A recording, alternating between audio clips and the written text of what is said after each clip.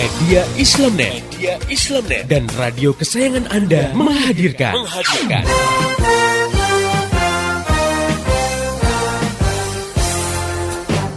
Voice of Islam.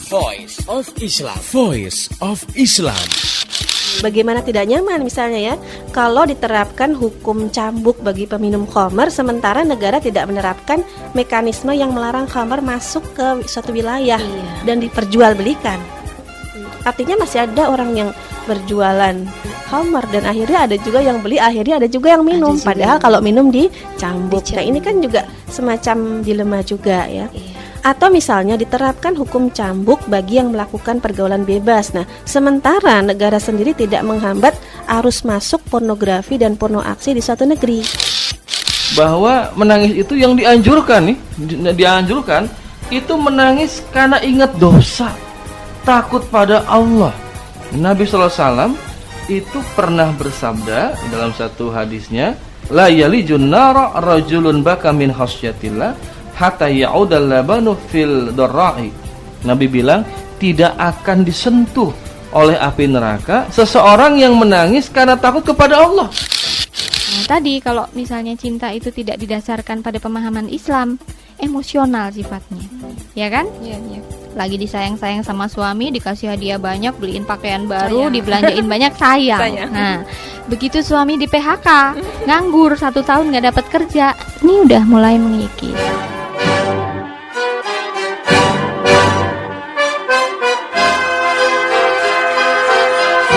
Voice of Islam.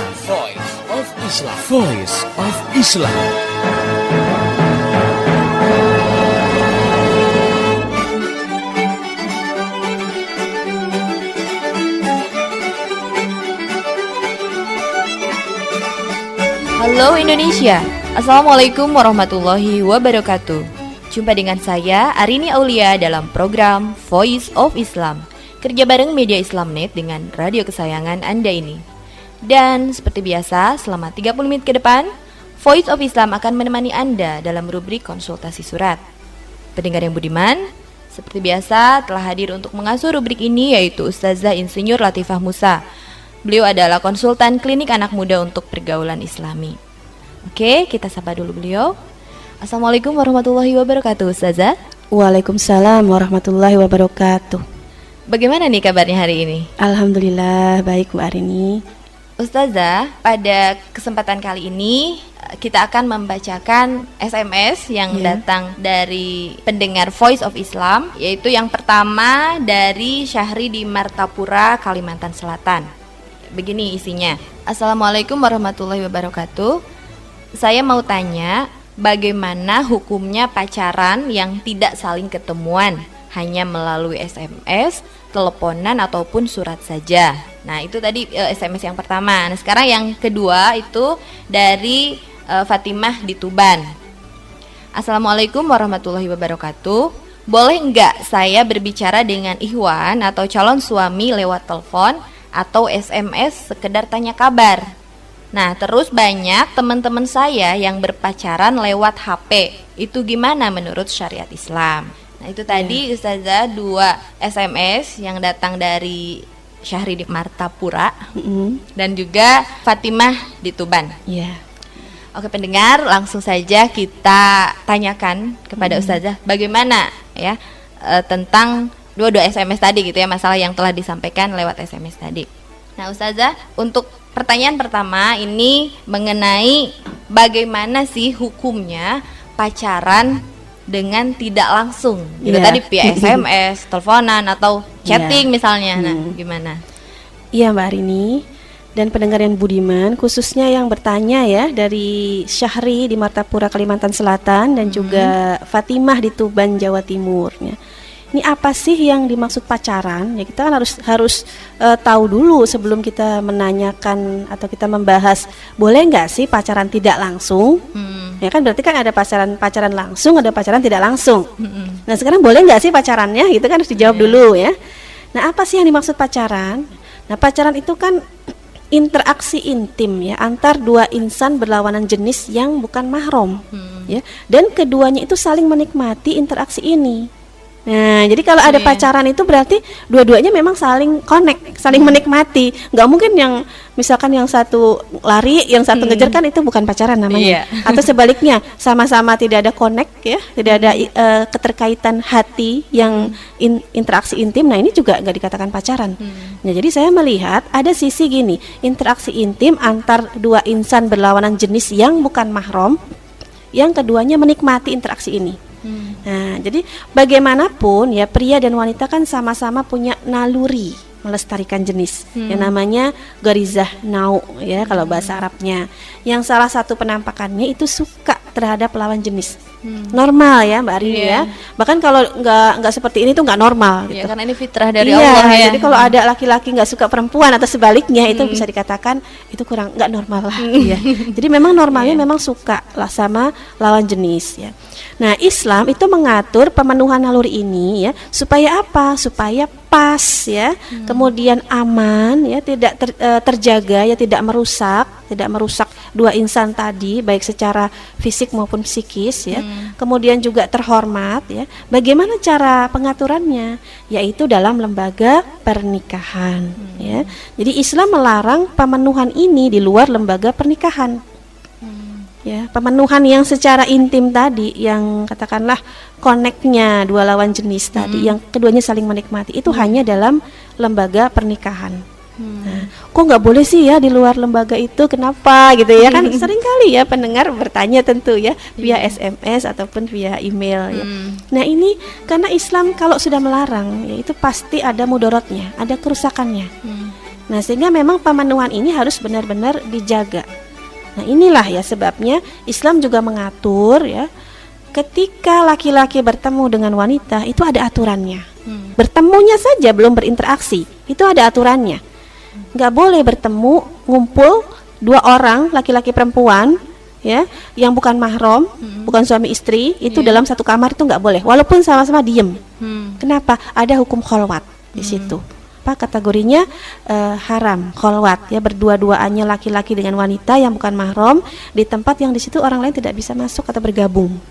Kenapa? Dalam hadis dikatakan yang ketiga ada setan di situ. Ya. Nah, kemudian Islam juga mengatur bagaimana kalau seorang pria itu melamar seorang wanita ya. Apakah terus boleh pacaran? Nah, ini belum boleh ya.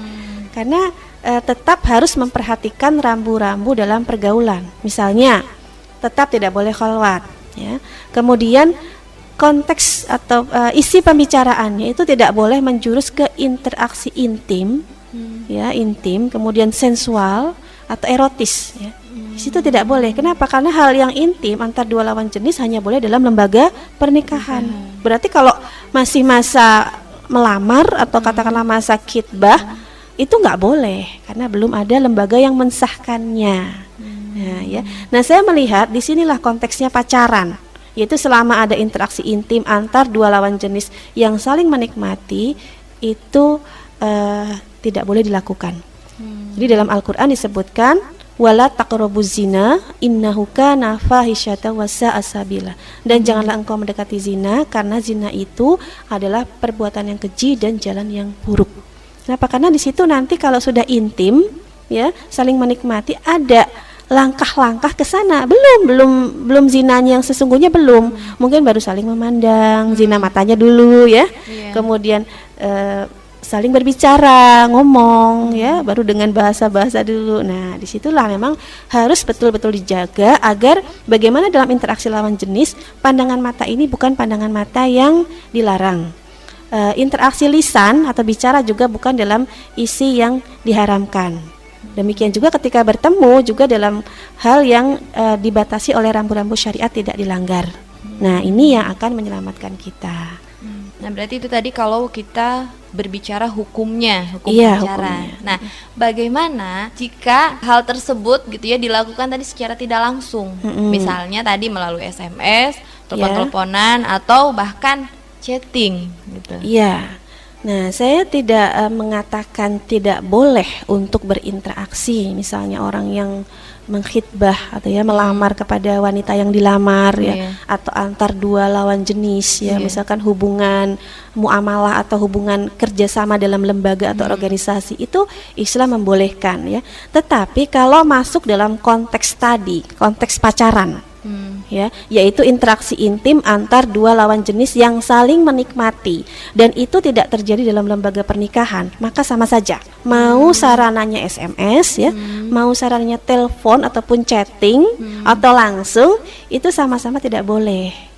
Gitu. Nah, ini kan memang harus hati-hati ya. Bagaimana kita misalnya mau menanyakan kabar orang yang kita khidbah misalnya, apakah kondisi dia sehat-sehat saja, misalkan dia di daerah bencana, apakah kondisinya selamat, itu memang kan perlu dilakukan. Tapi bagaimana caranya ini dilakukan dengan cara yang tidak melanggar syariat. Ya, misalnya nih ya, yang sering kejadian kan ini gini SMS-nya nih ya, pakai sayang-sayangan. Ini masih dalam rangka melamar ya. Misalnya, gimana kabarnya sayang gitu ya. Udah makan apa belum sayang gitu. Nah, ini kan hal yang jelas sudah intim tadi, dan ini keduanya saling menikmati, dan interaksi ini dilarang oleh Islam, hukumnya haram.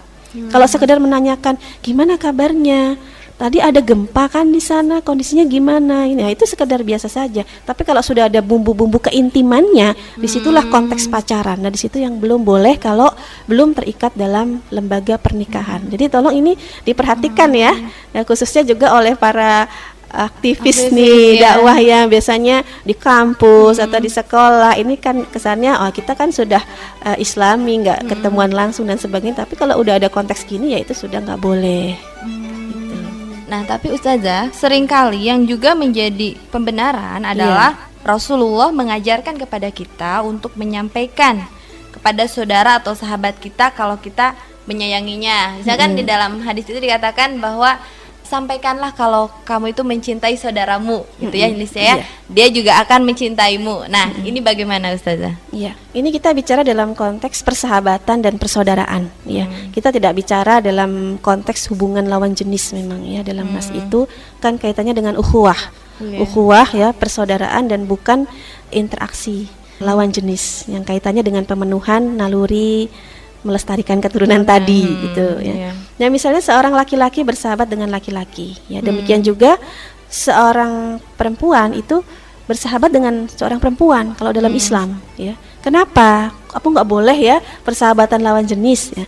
Nah, kalau di dalam Islam itu wanita itu kan hidup di tengah mahramnya atau di komunitas perempuan. Jadi dia tidak nyemplung ke pergaulan yang ada laki-lakinya banyak di situ, enggak. Dia tinggalnya kan mesti di kalangan perempuan, di kos-kosan putri misalnya, atau di keluarganya gitu.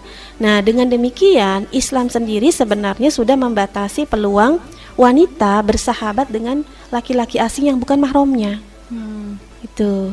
Nah, persahabatan yang hakiki antar lawan jenis ya, itu hanya boleh dalam lembaga pernikahan. Ya, jadi inilah yang membuat hukum-hukum Islam ini meminimalisir konflik dan keresahan dalam rumah tangga. Ya, oke lah, sama-sama belum menikah, kemudian bersahabat, pasti ada interaksi intimnya. Kemudian apalagi kalau dia mengatakan pagi-pagi udah mengatakan SMS I love you, dibalas juga I love you too. Nah, ini udah apa ya, memang di situ kan kita mengikuti hadis Rasul, menyampaikan kasih sayang kita kepada saudara kita, sahabat kita. Nah, tapi konteksnya sudah interaksi lawan jenis yang ini tidak boleh dalam Islam. Kalau bisa memang laki-laki dengan perempuan saling mengatakan uhibbuki fillah atau uhibbuka fillah, aku mencintaimu karena Allah. Itu harus benar-benar karena Allah, tidak ada konteks saling menikmati keintiman sensual tadi. Nah, bisa nggak itu?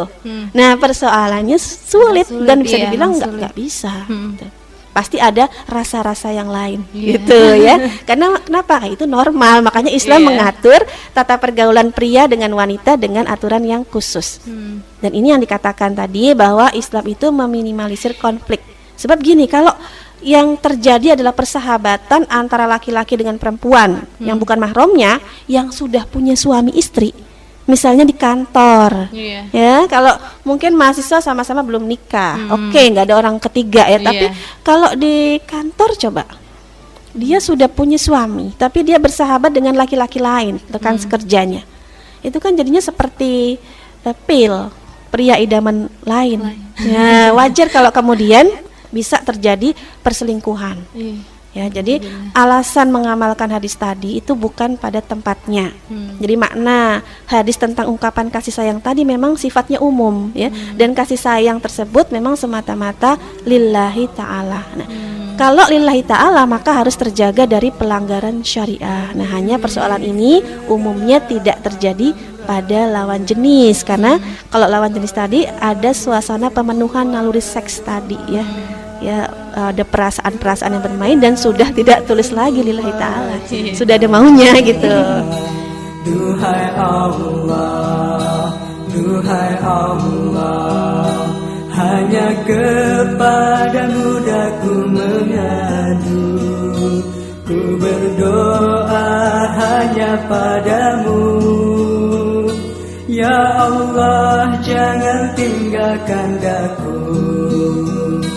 Duhai Allah yang kuasa, cahayamu mulia, alangkah indahnya, terangi hati yang lama resah, tenteramkan jiwa yang gelisah, terangi hati yang lama resah, tenteramkan jiwa yang gelisah.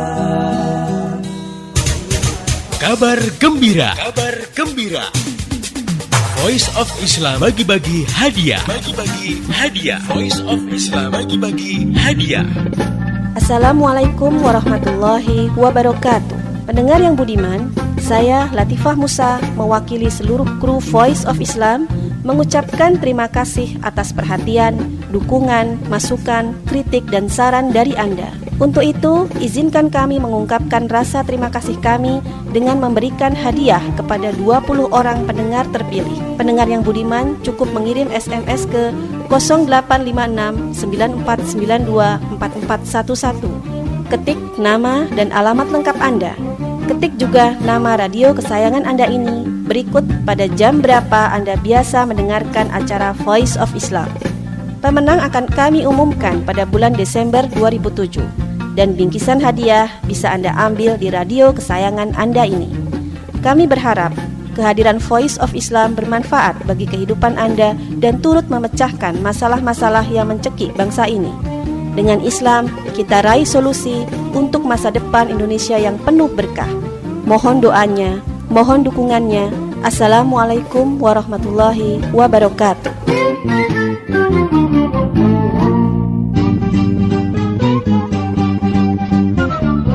Masih Anda ikuti Voice of Islam, persembahan media Islamnet dan radio kesayangan Anda ini. Voice of Islam, Voice of Islam, Voice of Islam.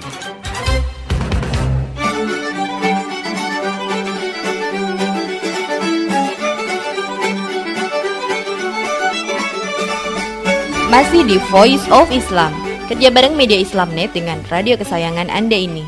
Masih bersama saya, Arini Aulia dan Ustazah Insinyur Latifah Musa.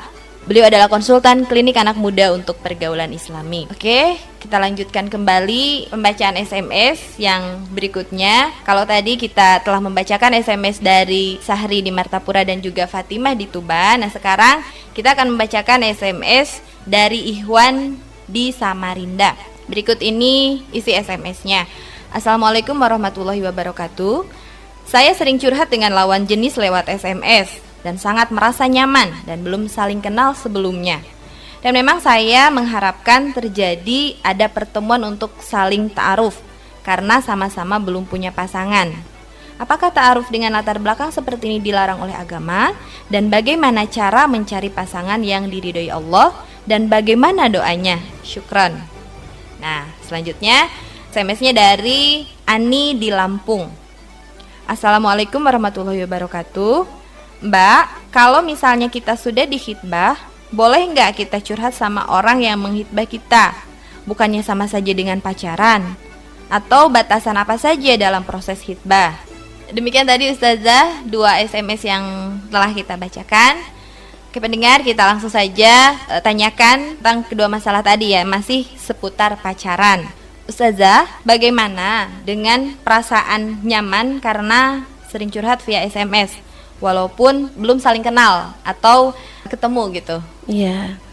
Baik ya, pendengar yang budiman, secara umum yang namanya curhat itu kan boleh ya, boleh kepada siapa saja. Karena kadang manusia itu perlu curhat untuk mencari atau perlu teman untuk menemukan solusi. Ini juga bagian dari penampakan naluri manusia. Hanya kalau curhatnya itu antar lawan jenis, ini memang harus lebih berhati-hati ya. Awalnya itu memang curhat, tapi lama-kelamaan ada ketertarikan secara seksual ya. Misalnya pihak si laki-laki melihat teman curhatnya tadi sebagai sosok seorang wanita ya. Sebaliknya juga yang perempuan melihat dia dengan pandangan katakanlah seksual insting ya kepada teman curhatnya. Oh dia sosok seorang laki-laki. Jadi bukan lagi kepada konsultannya, tidak, tetapi dia adalah seorang laki-laki, atau sebaliknya yang laki-laki melihat dia seorang wanita. Dan ini ada ketertarikan gitu. Nah, kalau sudah begini ya saran saya langsung aja menikah dua-duanya gitu. Kan ini sama-sama belum dapat pasangan ya. Kemudian sama-sama bisa nyambung kalau curhat. Ya sudah, lebih baik menikah saja ya, agar keduanya itu bisa saling terjaga kehormatannya. Nah, jadi tidak ada lagi istilah pacaran tadi ya. Dan sebenarnya juga tidak ada istilah pacaran yang islami, Mbak Rini. Karena kalau sudah jelas pacaran itu kan tidak boleh, karena konteks tadi sudah sesuatu yang diharamkan. Jadi kalau pacaran yang islami itu sama saja dengan kita misalnya mengistilahkan sesuatu yang haram dengan Islam. Misalnya perjudian yang islami ya, kan nggak ada. Atau pelacuran yang islami ya, itu juga nggak ada kan. Nah, jadi memang tidak ada istilah pacaran yang islami. Nah, bagaimana kalau teman curhatnya itu sudah menikah? Iya. Gitu. Itu seperti apa Ustazah? Ya, ini yang berbahaya. Ya, kalau bagi pihak laki-laki tidak ada larangan memang untuk menikahi lebih dari satu wanita. Ya, misalnya dia ketemu kemudian oh ini kok cocok gitu. Awalnya mungkin konsultasi, tapi kemudian loh cocok nih, belum punya suami dia, padahal dia udah punya istri. Kan tidak ada larangan dia untuk berpoligami ya. Nah, tapi kalau yang jadi persoalan adalah kalau si wanita ini sudah punya suami. Itu yang berbahaya. Karena jelas bagi wanita ini dia sudah mendurhakai suaminya. Dia berdosa. Kemudian bagi laki-laki teman curhatnya ini, kalau dia sudah tahu ya si wanita ini punya suami, tapi dia tetap saja curhat, tetap saja dia memberikan perhatian yang lebih dari sekedar interaksi biasa ya, maka dia berarti sudah mengkhianati saudaranya sesama muslim. Dia juga berdosa. Nah, bahkan lebih parah kalau ini sampai berzina. Itu ya. Jadi kan kadang yang namanya curhat udah terus ngobrolnya udah nggak jelas lagi ya, udah saling mencurahkan isi hati, persoalan-persoalan terdalam dan sebagainya, bahkan yang intim sekalipun. Nah, kemudian kalau godaannya sampai ke zina, nah ini sudah sangat berbahaya. Sebab kalau hukum Islam itu sangat keras terhadap perilaku zina, apalagi bagi dua orang yang sudah sama-sama menikah. Gitu. Nah, Ustazah, tadi Iwan juga menanyakan gitu ya, bagaimana kalau ta'aruf gitu dengan seorang ahwat mungkin ya, ataupun ahwat dengan Ikhwan, itu diawali dulu dengan curhat. Ya. Nah, apakah ini diperbolehkan dalam agama? Iya. Kalau ta'aruf atau perkenalan pria dengan wanita dalam rangka menuju pernikahan itu boleh-boleh saja. Ya, boleh. Nah, tapi memang dalam proses ta'aruf ini harus saling menjaga kehormatan. Jadi secara umum apakah dia dengan teman chattingnya dia ta'aruf, dengan teman sekuliahnya atau teman sekantornya dia ta'aruf, itu kan boleh-boleh saja. Tapi kemudian yang kita bahas ini adalah curhatnya gitu.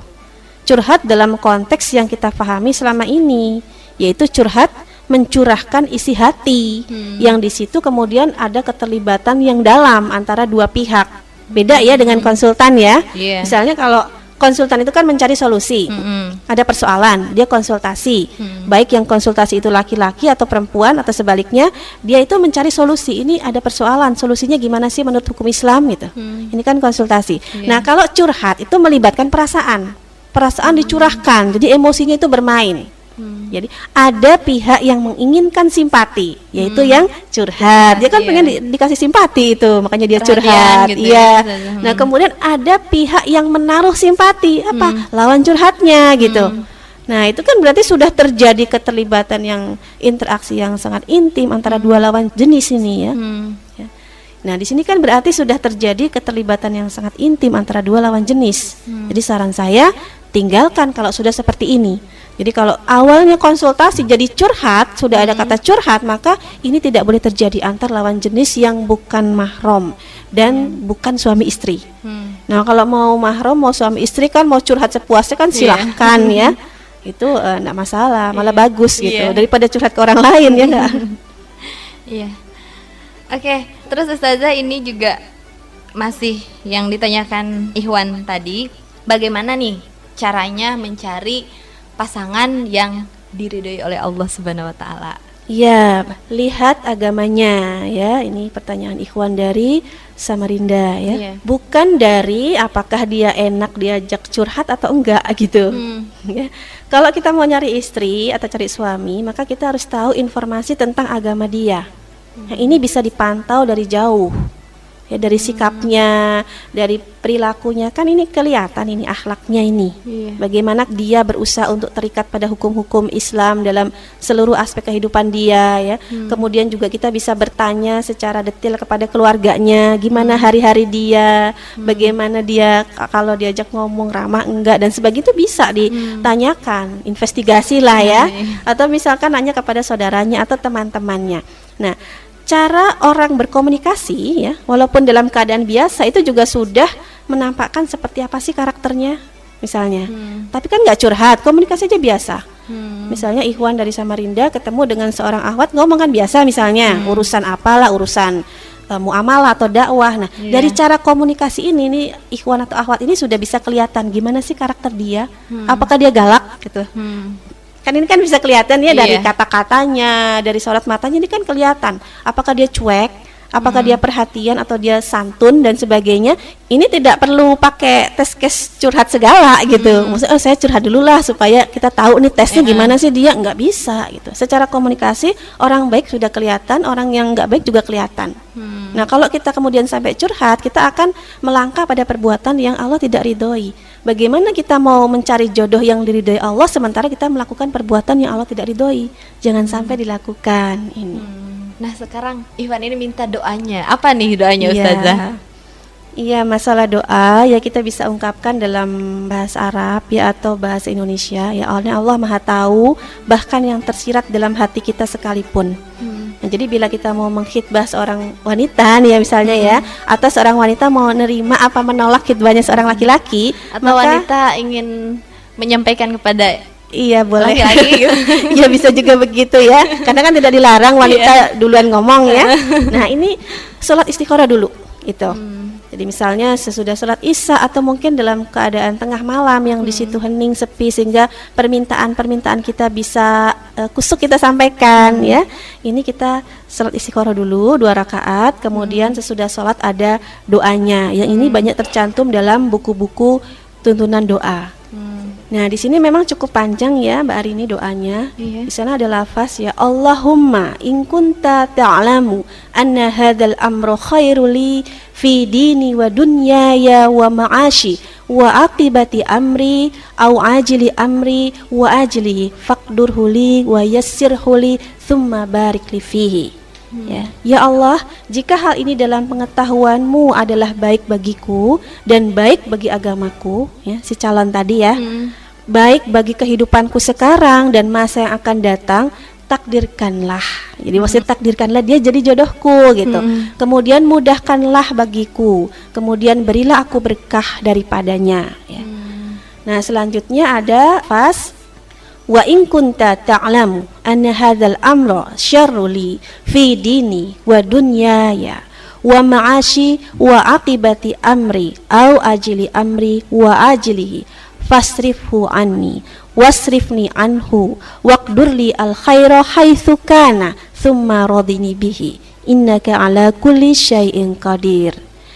Tetapi jika dalam ilmumu hal ini akan membawa bencana bagiku, ya, si wanita tadi bikin bencana bagi kita, ya, dan bagi agamaku, dan membawa akibat dalam kehidupanku baik sekarang ataupun masa yang akan datang, jauhkanlah ia daripadaku dan jauhkanlah aku daripadanya. Semoga engkau takdirkan aku pada yang baik. Sesungguhnya engkau maha kuasa atas setiap sesuatu. Ya, jadi misalnya nih ya, kita kan ngelihat biasanya kalau kita naksir seseorang kan, dia bagusnya semua kelihatan ya, cakepnya, ya baiknya, ya perhatiannya, yang jelek-jelek kayaknya ketutup. Jelek-jelek dikit kita nggak terlalu peduli lah, karena yang membuat kita buta yang bagus-bagusnya. Nah, tetapi kita berdoa pada Allah, kalau memang dia baik maka takdirkanlah segera. Kalau dia itu buruk bagi kita, khususnya bagi agama kita, bagi kehidupan kita, maka jauhkanlah. Ya, kemudian di situ kita memohon yang lebih baik lagi gitu dari dia. Nah, kalau sudah begini ya, insya Allah ya, ini kalau mau kita jadi sama dia, atau kita gagal sama dia, itu kita sudah tawakal aja, udah percaya bahwa itulah Allah memberikan yang terbaik bagi kita. Kalau yang jadi ya jadinya itu terbaik ya, lancar sampai ke pernikahan dan kemudian pernikahannya barokah. Kalaupun gagal itu kita diselamatkan dari bencana dan musibah yang akan menimpa kita, dan kita merasa bersyukur kepada Allah dan kita cari lagi gitu, kan gak susah ya gitu. Jadi jangan sampai ya kita melepaskan urusan seperti ini dari Allah Subhanahu wa taala. Kita harus memulainya dengan tawakal, menjalaninya pun juga dengan tawakal. Insya Allah pasti pernikahan itu barokah. Oke, pendengar yang beriman, itu tadi bincang-bincang kita dengan Ustazah Insinyur Latifah Musa seputar pacaran. Dari apa yang telah kita tadi bincangkan, kita dapat menyimpulkan bahwa apapun caranya, interaksi antar lawan jenis yang bukan mahram dan belum menikah tetap harus terjaga. Tidak boleh pacaran, dan intinya tidak ada pacaran dalam Islam. Baik, buat pendengar yang ingin bertanya atau memberikan kritik, saran dan masukan, Anda bisa kirim surat ke radio kesayangan Anda ini, atau kirim SMS ke 0856 94924411, atau bisa juga melalui email ke mediaislamnet@yahoo.com. Untuk informasi lebih lanjut tentang Voice of Islam, radio-radio di seluruh Indonesia yang menyiarkannya, topik-topik yang akan dibahas, juga info-info lainnya, silahkan klik di www.gaulislam.com. Saya Arini Aulia dan seluruh kerabat kerja yang bertugas mengucapkan terima kasih kepada Ustazah Insinyur Latifah Musa atas penjelasannya. Sama-sama Mbak Rini. Dan terima kasih juga buat pendengar yang telah setia mengikuti acara ini. Pesan saya, sampaikan apa yang Anda peroleh dari acara ini kepada yang lain, agar rahmat Islam ini bisa segera tersebar luas, termasuk di kota Anda yang tercinta ini. Insya Allah esok hari Voice of Islam akan kembali hadir di waktu dan gelombang yang sama. Mari menimbang masalah dengan syariah. Assalamualaikum warahmatullahi wabarakatuh. Demikian tadi Voice of Islam. Voice of Islam. Semoga hikmah yang terkandung bermanfaat untuk kita semua. Amin amin amin ya robbal alamin. Kembali bisa Anda dengarkan Voice of Islam. Voice of Islam menghadirkan topik-topik seputar kehidupan kita esok hari di waktu dan gelombang yang sama.